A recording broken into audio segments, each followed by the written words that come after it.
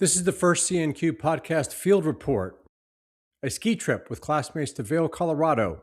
Let's head to the slopes. Okay, it's Pilaf. I'm sitting in Vail Village on day one of the CNQ ski trip. It's about 21 people signed up.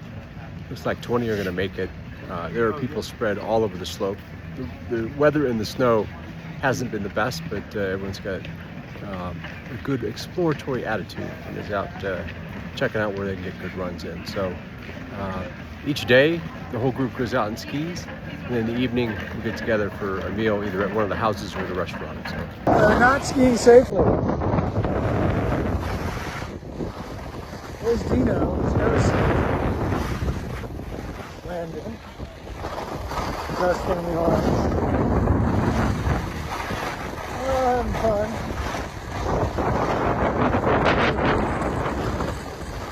You can go as fast as you want.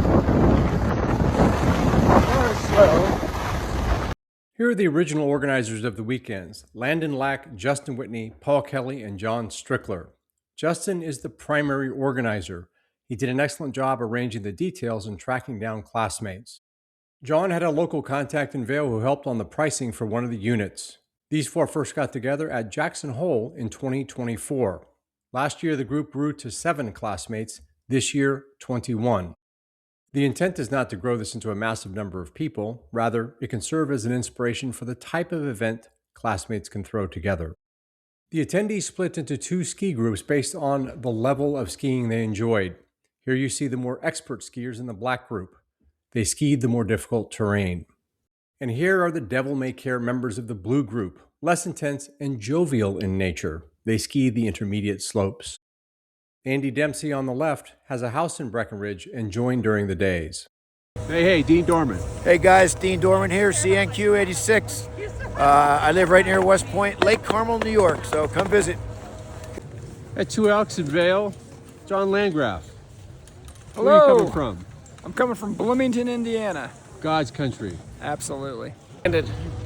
China. And now Santa Barbara. China. I didn't start We're Santa glad you Barbara. made it back from China. Where are you living now? Santa Barbara. Boom. Mark Lukens from Tampa, Florida. Lived in Colorado for a couple of years and I'm back. And had a great ski day today. Perfect. We're here with Mike Garcia at the base of Vail. Mike, where are you in from? What's going on? Hey, Paul. I'm here from Canada. I'm on a 6-week retirement road trip. So I packed up my 6-week truck. retirement road trip. Yeah, I packed up my truck 6 weeks ago, threw everything ski related in it, and left Northern Ontario. And I've hit Jackson Hole, Park City, here with classmates in Vail. So yeah, Terrific. going well. You're at the base of Vail. Paul Kelly, where are you in from? Seattle, Washington. Just glad to be here. Proud to serve. I'm Matt Rotella from New Jersey. I'm also known as Matty by only 3 people, Rico, Lando, and Mike Garcia. I'm just happy to be on this trip, rekindling relationships, and we just had a great weekend skiing together with all the brothers. All right, Steve Hitch from Boulder, Colorado. Just up here, happy to reconnect with a lot of classmates I haven't seen in, 40 years. And new classmates I'm just meeting for the first time. It's been a great day, great weekend. Where are you coming in from? Phoenix. Yeah. Your name is? Joel Schlachtenhaufen. Yeah. Okay, we're down here at the base of Vail, and I was talking to the handsomest man in the crew, RD, Rob Dothert. Rob, where are you coming in from? Coming in from Austin, Right. kitted with the latest, finest gear, strafe. Right. My skis over there, 10th Mountain Division. You probably catch them later. Right. 10th If Mountain you Division. you can't be good, at least look good. Here is the full group at dinner. Let's take a high-level look at how everyone knows each other. And there are more connections than I can remember to mention here. Justin and Landon first proposed the idea of pulling together a ski weekend at John Magnus's funeral, from which they recruited John Strickler and Paul Kelly. John and Paul were upperclassmen in G2 together with Steve Hitz and Mark Lukens. Landon was an upperclassman in G3 with Joel Schlachtenhaufen and Dan Sauter. Paul Kelly and Dean Dorman played rugby together. Justin invited Dino because, as we will see later, there is no party without Dino. Justin knows Rick Minicozy, who played 150s with RD and John Noble. Matt Rotella knows Rick because they were both New Jersey wrestling phenomenons. Mike Garcia was plebe company mates with Justin, John, and Dan Sharon. Rick, Landon, RD, Dan, and Jeff Thraman have been getting together regularly for years. Dan Sharon has a place locally, and he was in B4 as a plebe with Jimmy Ballinger. Your humble narrator was a plebe with Paul Kelly in C4 and was alphabetically aligned between Landon Lack and John Landgraf in the 4th Regiment plebe year. I can recall those days as we were briefed as 4th classmen to look to our left and right, and one of us would not graduate. I can't help but notice here that I, Landon on my left and John on my right, all graduated, and I think a letter from the Academy admitting their error is not too much to ask. Undoubtedly, I have missed several strong connections in this group and to classmates not in attendance, but that gives you a topography of a 1986 classmate gathering. At the end of the trip, we gave out awards such as the most stylish and the best technical skiers. One award was the most dangerous, and that went to Dean Dorman. Dino is a very capable skier. He sometimes finds himself in situations where the terrain might be a little too tough.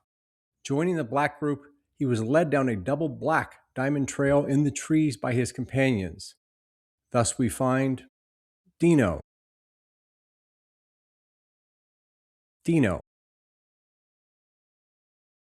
Dino, and Dino. Dino!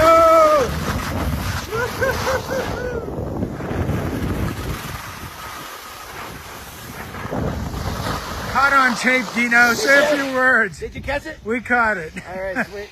After his adventures with the black group, Dino was task organized to lead the blue group.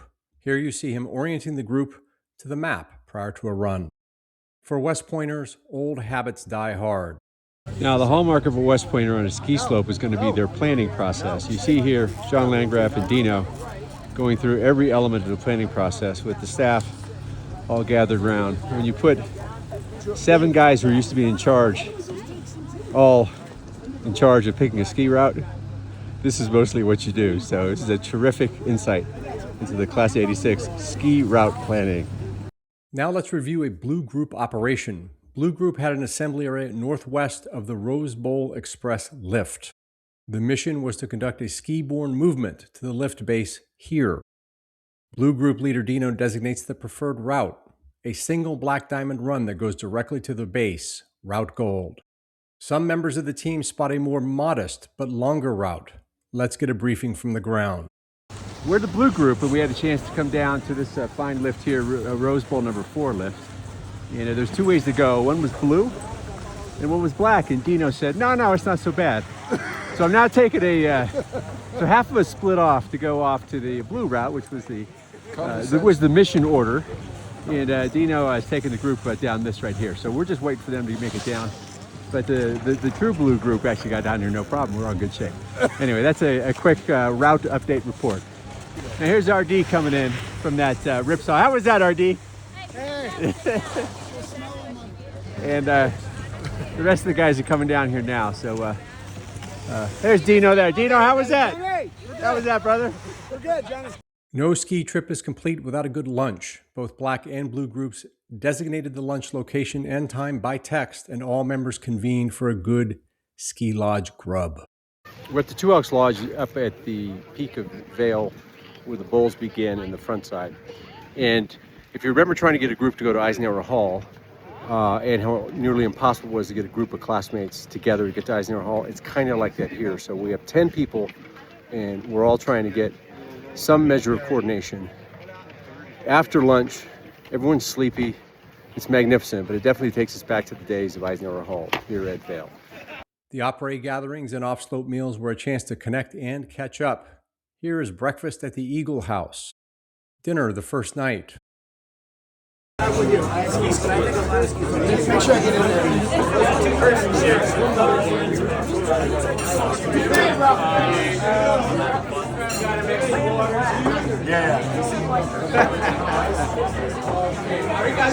the best for last. The best for last. Finished on day 3 on a Saturday, and everyone's now gathering at the Hyatt. Not a bad way to go, I gotta tell you.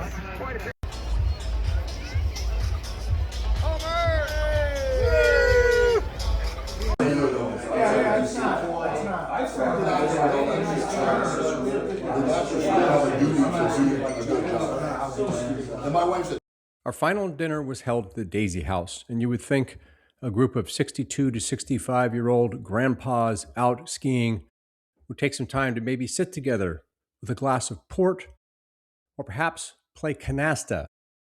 However, because we were all West Pointers and the house had a fully equipped gym, we have a climbing wall,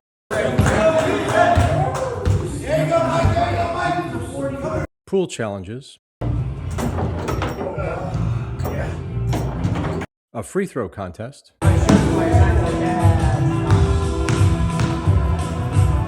and a pull-up contest.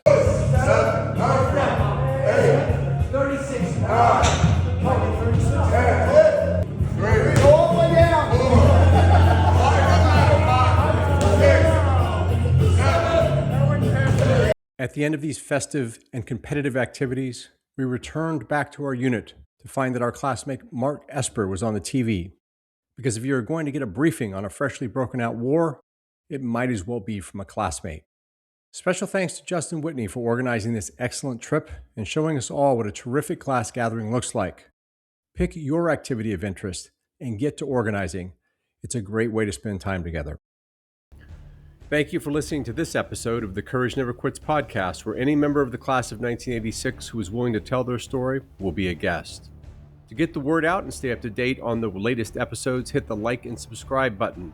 With over 900 living graduates, we have a lot of stories to tell, and you don't want to miss any of them. We'll see you in the next episode.